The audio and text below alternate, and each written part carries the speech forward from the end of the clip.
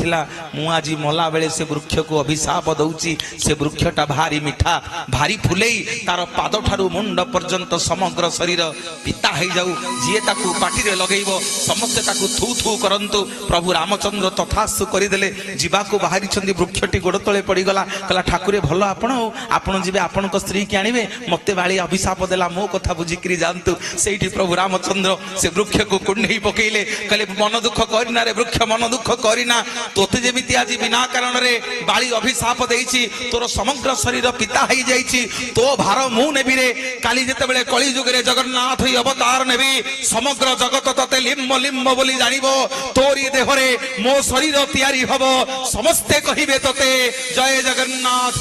जय जय जगन्नाथ जय जगन्नाथ।